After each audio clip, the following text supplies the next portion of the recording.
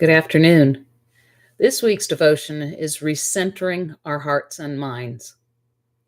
This morning, I got up to articles on 9/11 remembrance, which were fighting for space in the news with reviews of the presidential debate.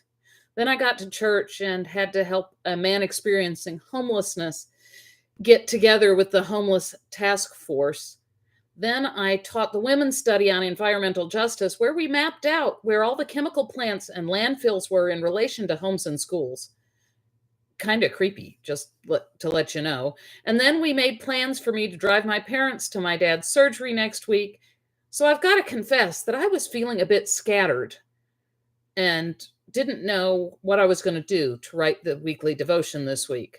But I went ahead and I looked through the scriptures for the week that I won't be preaching on.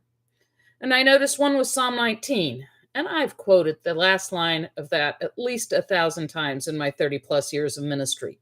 You know, let the words of my mouth and the meditations of my heart be acceptable to you, O Lord, my rock and my redeemer.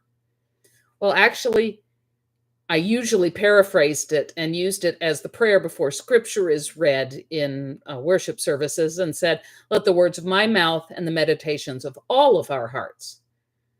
But today I stopped and reread the psalm from the beginning. And it helped me pull my scattered thoughts back from the problems in the world, the things that are wrong with it, and the crazy busyness that the world promotes. And it helped me recenter and focus on what's really important. So even though this is a much larger chunk of scripture than I usually tackle in my weekly devotions, listen to Psalm 19 in its entirety. The heavens are telling the glory of God, and the firmament proclaims his handiwork. Day to day pours forth speech, and night to night declares knowledge. There is no speech, nor are there words. Their voice is not heard. Yet their voice goes out through all the earth, and their words to the end of the world. In the heavens he has set a tent for the sun, which comes out like a bridegroom from his wedding canopy, and like a strong man runs its course with joy.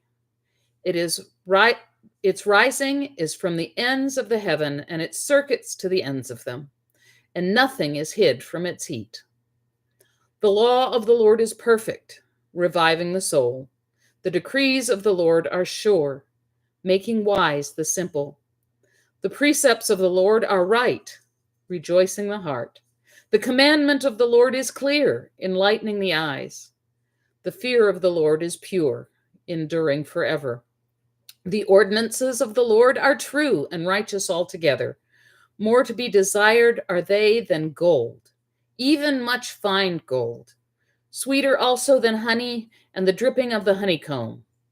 Moreover, by them is your servant warned. In keeping them, there is great reward. But who can detect one's own errors? Clear me from hidden faults. Keep back your servant also from the insolent. Do not let them have dominion over me.